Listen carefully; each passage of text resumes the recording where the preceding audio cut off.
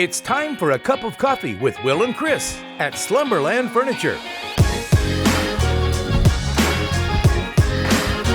From Slumberland Furniture in Osage Beach, here are your hosts, William Holtz and Chris Schneider. It's Christmas, baby! And that means you get to enjoy Wild Will and Uncle Chris with another cup of coffee. Of course, our Christmas edition. You wore the green. I did. I should have worn a Santa hat or something. I like the get-up you were wearing for the Christmas parade, the beard and stuff like that. You look better than I've ever seen you before, dude. It's because you couldn't see my face. Wore the same thing with the Circling the Lake with Christmas Cheer. That was this Saturday. Amazing time. But on today's show, Chris and I are going to talk about what we're thankful for this Christmas season. We'll look back at Miller and Camden County's Shop with a Cop program. Way cool. Talk again about the Homes for the Holidays program. We'll also take a look back at the 21 real estate market and what kind of increase we saw. And we'll also take a little trip back to 2009 and see what the numbers look like then in comparison to now in 2021, as well as talk about the Kansas City Chiefs yet again, winners of 7 in a row, alone atop the AFC standings. That, and we'll talk about the NHL, the most vaccinated professional sports organization in America, canceling the next week of their season, or at least the next 6 days, due to the overwhelming amount of people who have either tested positive or are in protocol. So very wild as we're starting to see maybe this vaccine is not as effective, and maybe there's going to continue to be new strands and new booster shots, and if you don't do those, you definitely got to get it looks like. So we'll kind of break that down, talk about that and a whole lot more, but first, it's always a good place to shop, especially during Christmas season, so you got to hear from my man, Daryl at Slumberland. Hi everyone, Daryl Cunningham with Slumberland Furniture at the Lake. We usually talk about sales, financing, delivery, and stuff like that. At this time of year, we want to take this opportunity to thank all of our wonderful guests. We do have the best guests in the world, and thank you for supporting us here at Slumberland Furniture. We want to say Merry Christmas, Happy New Year, and have a blessed holiday season. Thank you for shopping at Slumberland, where we're bringing happy home. All right, you got to come see them, and you want to go to Slumberland at the Lake on Facebook so you can check out their exact hours. Over the holiday season, you don't want to come if they're not here, but I'll tell you, they're here a lot over the break, so come by and see them. Now, Chris, as we get right into our first local story, it's not really a story, it's us talking about what the heck we're thankful for this Christmas season. So we'll start with you. What are the top 3 things that you're thankful for this Christmas season? Okay, so number one, the main thing I'm thankful for is the reason for the season, and that's my Lord and Savior Jesus Christ. We celebrate His birth now. So, but the top 3 things I'm thankful for are faith, family, and then work. Basically, right? I thought you were going to say food. Well, stick with the F theme. The shirt is getting a little tight, But yeah, I used to. So I lived in Dallas for a long time, and I got to talk with a lot of retired Dallas Cowboys, and almost to a man, they remember the first time they went to training camp with Coach Tom Landry. He would write on the chalkboard. He says, "Men, these are your 3 priorities if you're going to be a Dallas Cowboy: faith, family, and football." And a lot of the Cowboys were just like in shock because they just were sure. I mean, football comes number 1. It's most important, right? And here their coach is telling them it's number 3. Yeah. It's not even 2, man. So God first, family, and then football is the way the Cowboys did it for a lot of years. And it makes a lot of sense. If you don't have it in that order, things start falling apart. Yeah, and Tom Landry got it correct. Not always do those big guys at that high level lead in that way, but you gotta like Coach Landry for that one. All right, so top 3 I'm thankful for. First year that Brindley's really gonna get to enjoy Christmas. Your little she one, was right? Just a little peanut last year. Yeah. So I'm really thankful I get to enjoy Christmas with her this year. Of course, all my family would be the second thing that I'm thankful for, starting with Unique, and then of course my mom and dad and all my sisters and extended family and You got a grandparents. great family, man. Yeah. Just a wonderful family. Yeah, I'd have to agree with you. I'm They're half biased, nuts, but they're great. it's true. We are absolutely. And I appreciate you saying half nuts because I think we're fully gone. I mean, the wheel's spinning, but the hamster's dead, as I like to say. And then the third thing that I'm thankful for is just our community in a whole, not just our Lake TV community and the fact that we get to do this, but living here at the Lake of the Ozarks and just this incredible community. It's a special community. Yeah. I mean, and I know we talk about it a lot. We talk about it on the Spotlight Show a lot because we have a lot of the main people in the area, but there's so much charity in this area. You know, it's like right up there at the top of what people do here. And that's part of what makes our community so amazingly special. And that was perfect, like we planned it. That's a beautiful segue into our second local story, which is our Miller and Camden County Shop with a Cop program. Man, just incredible. These photos you see here, courtesy of Lake Expo. Miller County helped 15 kids making their Christmas much richer. And then, of course, Camden County, that's always the biggest one. They raised $17,500 for that program, and they helped out 188 kids for that. Those pictures there, courtesy of Tom Kitchen and Studio T Images. So just super cool the way they do that. And of course, it's not too late. I better look over there because Scotty's in-house. I saw make that. Sure it's not too late to sign up for the Homes for the Holidays, is it? Is it too late to sign up for Home for the Holidays? We're delivered tomorrow and Thursday. Well, there you Beautiful. go. So the Homes for the Holidays program continues to get bigger, and over the next few days, or depending on when you watch the last few days, Scotty Martin and his crew at Scott's Concrete, they handle a lot of those deliveries. A lot of the delivery guys here at Slumberland go on that, and it is such a cool program. You guys have seen the feature last week in our show. We shared with you, and we'll keep you posted. Now, next year, if you weren't able to get your name in the hat or you weren't able to send somebody you thought was in need, don't worry. This is an ongoing annual program, and they started early, and we'll look forward to putting your name in if you are in need. And, of course, Jill Ray here at Slumberland, she doesn't like us telling people this, not because she doesn't want to help more, because she doesn't like the pat on the back, but it really doesn't matter if it's just the Homes for the Holidays or if it's February, April, August, whatever it would be.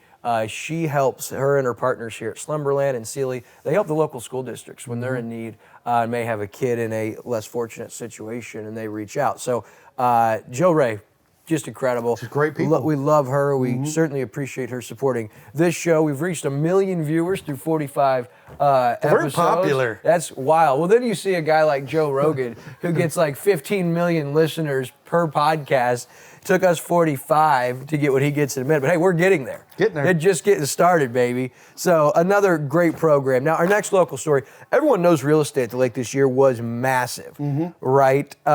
It was the largest year, on pace to be the largest year, crushing $1 billion mark.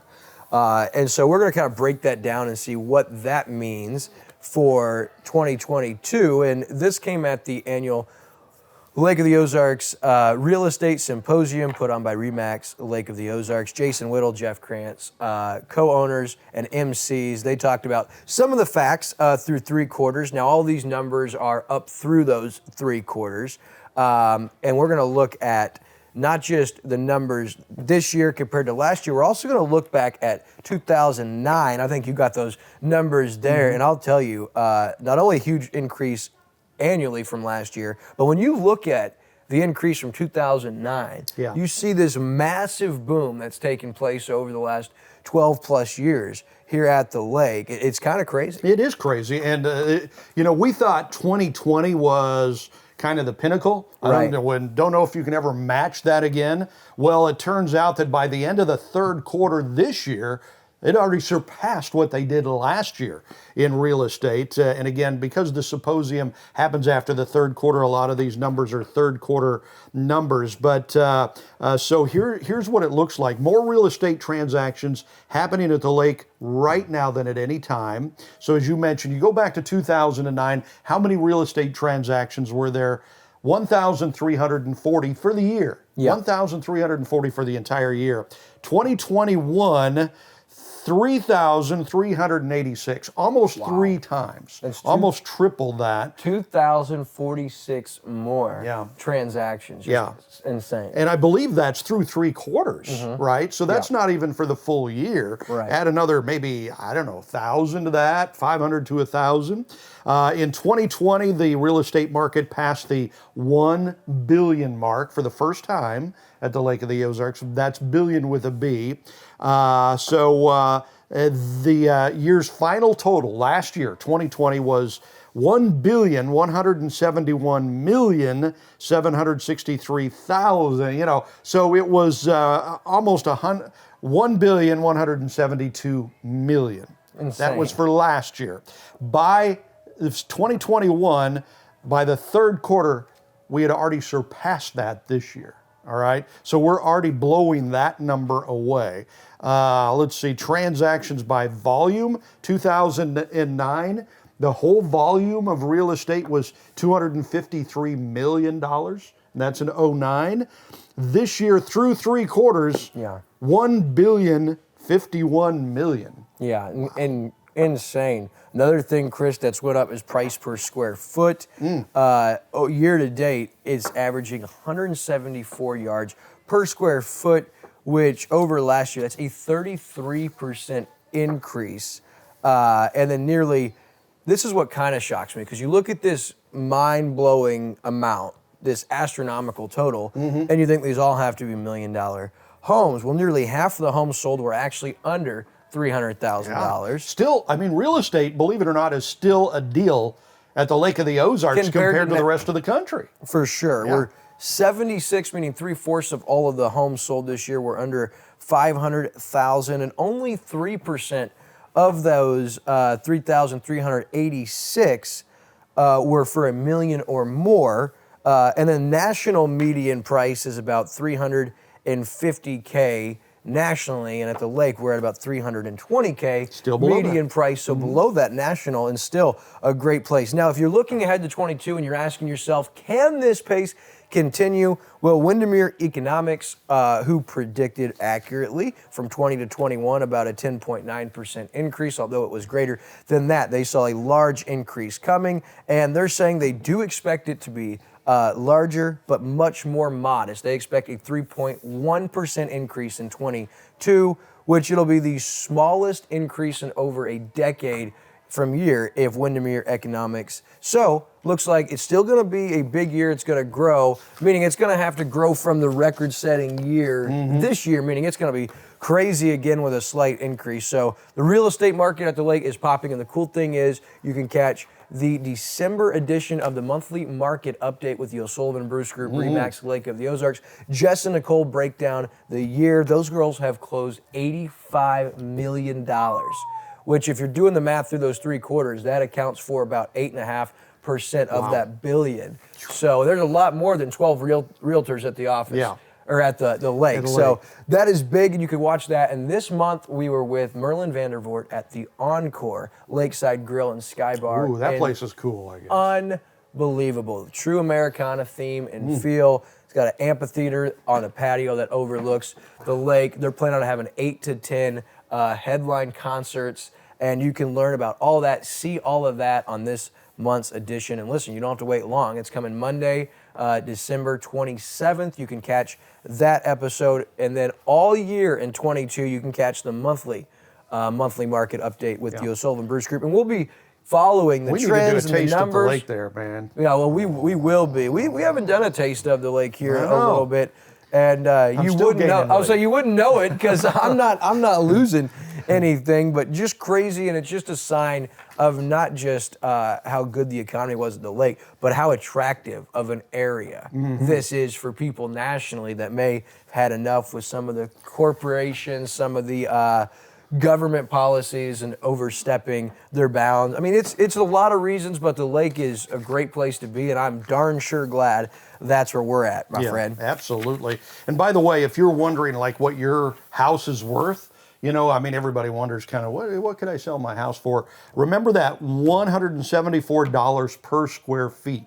So just multiply your total square feet in your house by that. That'll give you an idea. Now it depends on how well you keep up your house and if it's on the water and stuff like that, which adds value to it. But that's a good place to start. But call a good real estate agent too, and they'll help you out. I'd love it. If that's the case, then my house is already worth about 4 times what I paid for it. So A lot of people are that way, yeah. That's awesome. Yeah. All right, so our next local story, there is a new proposed life jacket law which would raise the minimum age for children to 12. They have to wear a life jacket not just while on a vessel, but also swimming in water that's 3 foot deeper or deeper on, I think I'm going to get this right, navigable waterways. Right. Does that mean you can travel on it? Navigate it, yes. Navigate it, okay. Absolutely, yeah. I was stumbling. Navigable. That's tough. That's a tough one, yeah. And this is Bill SB 913, and it was pre-filed for the 22 session by Senator Lauren Arthur out of KC. Now, the current Missouri law, age of 7 and under,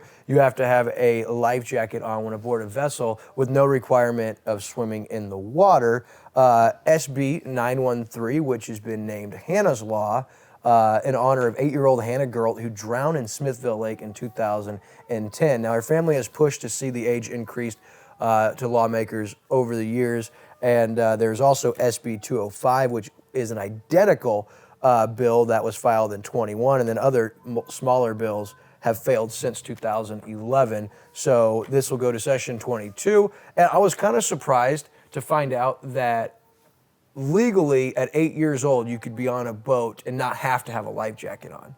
That was kind of bewildering to me. Mm-hmm.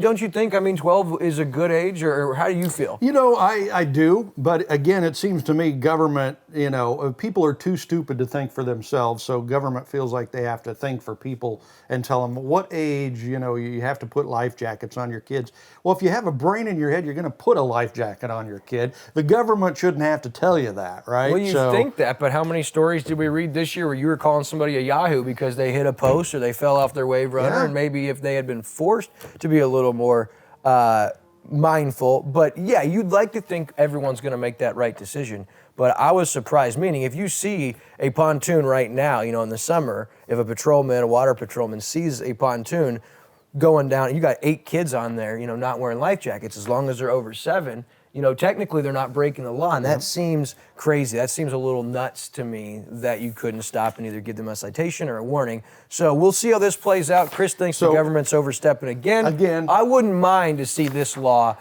imposed and go through. And it's interesting, the caveats to this. It does not apply if you've got a lifeguard watching over things. So maybe just go out and get your lifeguard, thing. And then the law does not apply to private pools, right? Oh, okay. So there you go. I would hope not. So I kind of look at the Lake of the Ozarks as my private pool, That's right, baby. So there you go. Hey. Yeah, quit peeing in your private pool because I also swim in that now. All right, on to sports. The Chiefs will not stop 7 in a row. Oh, baby. Tyreek Hill, Travis Kelsey both went off in a thrilling 34-28 overtime win over the Chargers. Man, Mahomes looked good. 410 yards, 3 scores, just 1 pick.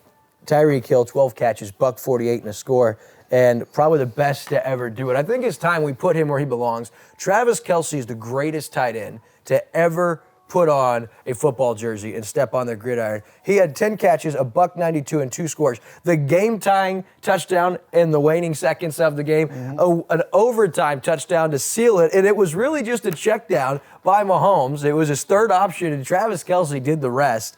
Unbelievable. Now, Kelsey is in COVID protocol. However, he is vaccinated, whatever that means as far as being in protocol, so it's uncertain whether or not he will be able to play this week when they play host to the Steelers, who also looked pretty good on Sunday, beating the Titans. So after they have the Steelers at home, that's their final home game. They'll end up at Cincy in Week 17 and then at Denver in Week 18. I think they're going to run the table. That's not an easy schedule.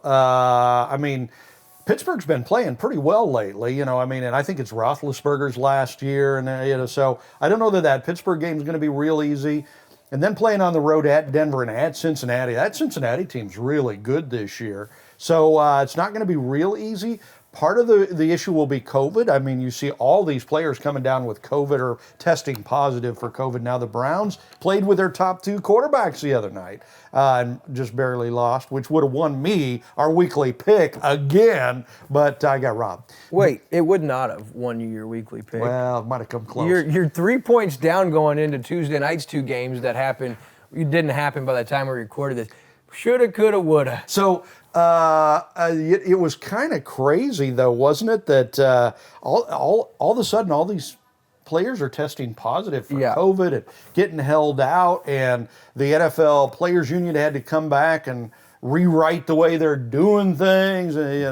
But that all could play into the end of the season. I mean, for sure. Say Travis Kelsey is out for a week or 2. What's that going to affect? What if Patrick Mahomes comes down with COVID or something like that? All this could be very interesting. Or I shouldn't say come down with it, but test positive for it. Crazy thing is, all these people are vaxxed, so they shouldn't be getting COVID, right? Right. And what's really crazy is this week you saw games on. The Chiefs game was Thursday. You had football on Saturday, football on Sunday, football on Monday, 2 games on Tuesday. As much as I hate this whole COVID nonsense, I love having NFL football. I wish we'd have it all 7 days of the week. That's the silver lining in this situation. Now, if you look towards what's happening in the NHL, they are the number 1 professional sports league as far as, they say, being diligent to stop the spread of COVID-19.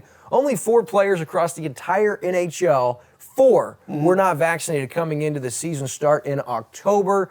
Well, last week, they had some problems with COVID. They're going to say it's this new strand. But only 4. And all of the coaches, training staff, media personnel, and anybody that has direct access to the players are all vaccinated. 100% across the board, and only 4 players. So when they started to see all this stuff pop up, you thought, well, this should pass, right? All these people are vaccinated. Well, it turns out, first they banned, cross-border games, cross-border travel? U.S. to Canada, Canada to U.S., they put all those games, including a couple of Blues games, on hold, canceled them, which was kind of weird because the Blues were already up in Canada. Right. I mean, they didn't even have to cross the border, but then they still couldn't play the game. How dumb is that, man? Yeah, I mean, we're seeing a lot of that. And then after they did that, they came back and said, okay, those 2 games can happen Tuesday that are inside the U.S. where no one had to travel across the border. But then starting Wednesday through the 28th of December, no NHL games, meaning they're putting a halt over the holiday break, essentially, on hockey, and they're hoping this is going to solve the problem, but they could have a huge issue as far as the NHL, and like you said, we may see this play into the stretch of the NFL regular season, could affect the playoffs, but the NHL should have no issues, right? Of course, all these new strands, and Dr. Anthony Fauci, I saw a meme that had, a little punch card. Yeah. You got to get both vaccinations, and you got to get a couple boosters. Then because of all these new strands coming out, you get enough punches, then you're going to get a card that says you've been duped. That's your prize. I think that's about right. Yeah, absolutely. Just insane what's taking place right now. And we're still having people argue that ivermectin is a horse paste, not for humans. I know. But I mean, it just goes to show how easily it is when the mainstream media is in charge and they have an agenda, how easy it is to get us to kind of buy into it. Yeah. And not just buy into it, but sell out for it. Well, and if that's what everybody's seeing, if that's the news you're watching, and they'll scare the crap out of you, man. You're right. The mainstream media has so much power. You better just know your maker, baby, because if you look at Revelations, I think we're getting darn close. It sure looks like it, Just make sure you're ready to feast when that trumpet sounds. All right, inspirational quote of the week. Unky Chris, what do you got for us? You know Mary Lou Retton, right? No. Great Olympic gymnast. I think it was the 1982 Olympics. She won the gold medal gymnastics. So Mary Lou Retton says, "A trophy carries dust. Memories last forever." I thought that was a brilliant quote. You know, I mean, it's what's more important, the trophy or the memory? The memory, baby. Yeah. I mean, when you look at guys like big-time athletes, when you talk about Kobe Bryant's tragic passing, he had more medals, more awards than anything. But you want to know what people talked about was the kindness that he did for the janitors at Staples Center and some of the trainers, or the different coaches and parents of kids that played with, his daughter that also tragically passed. It was those stories and the impact that Kobe Bryant had made on so many people in the latter part of his career. People weren't talking as much about his MVP award, his finals MVP, So that is, hit the nail on the head with that. Mary Lou Retton. Trophies are pointless at the end of it, right? Absolutely. Well, they're nice at the time, but really they are meaningless. Yeah. So Will Ferrell once had his trophy. He got it at the Mark Twain comedy, and right out of his book, he took the trophy and slammed it on. It was like concrete or glass. Slammed it on the stage and it shattered. And he goes, "Oh, I'll put this back together." And it's like he could care less about stuff like that. All right, so inspiration, love it. How about Fast 3? You got any good questions? I got some questions for you here. What's your favorite color? Purple.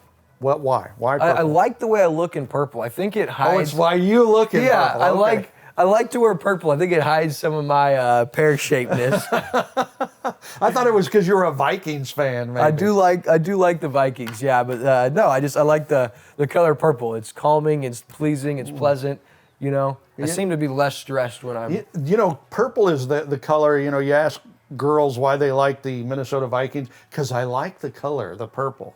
So Yeah. There you go. You're half girl, dude. Yeah, I love it, baby. All right, next question. Okay, what's your favorite sports team? Oh, by far, the Buffalo Bills. And then close second, probably the Buffalo Sabres. I really am getting into watching hockey again.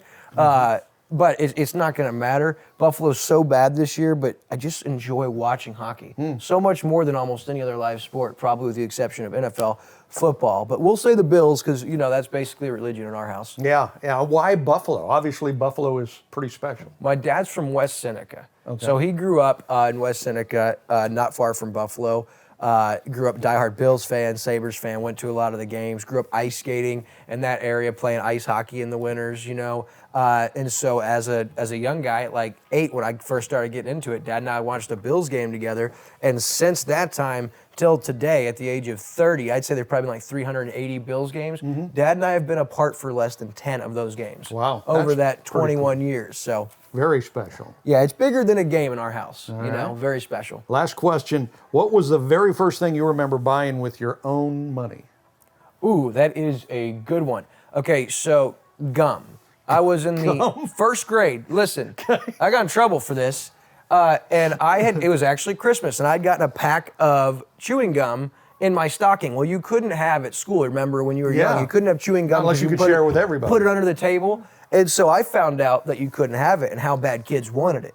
So I took this pack of gum to school, and I was selling sticks of gum for $1 bill to these 5 and 6-year-olds. And then I came home with like $12, and I told Dad that I wanted to go to Walmart. He's like, okay, we went to Walmart, and I started getting gum. He's like, what are you doing? Where'd you get all this money? I told him. He was proud, but also like, you can't do that. So I had bought gum with my money that I had raised, and then Dad kind of put a end to my entrepreneurial Young spirit. entrepreneur. How about that? I was going to keep multiplying that, baby, because with $12, you could buy a pack of gum for 20 cents back then, the Wrigley's 5. Yep. So 20 cents, $5. I was going to multiply, and I was going to get rich quick. But That's good business. Work out. All right, so we are going to move up. Upcoming events. Wanted to tell you guys, Chances Are has an incredible New Year's Eve dining opportunity with lobster tail, prime rib, stuffed mushrooms.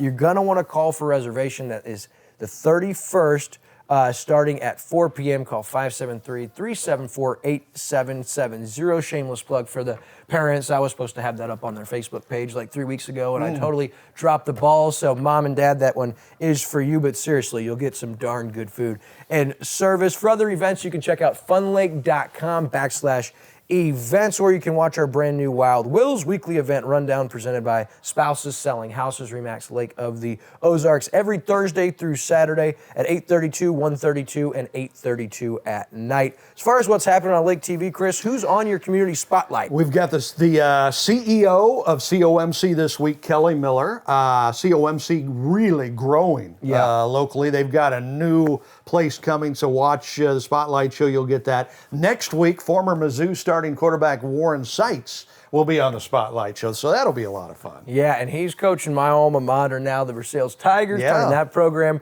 around. They were fun to watch. Of course, you also got the high school basketball coaches show. Of course, Cup of Coffee, you guys are watching that. What's Burning with Kevin, KB Burns, Bill Lacasse, title sponsor will be on that, Bob Lynch, and much more. Well, folks, we wanted to wish you guys a very Merry Christmas. Thank you so much for watching and allowing us to be part of your day. On behalf of Jill Ray, Daryl Cunningham, and everyone at Slumberland, God bless. We'll see you guys next week.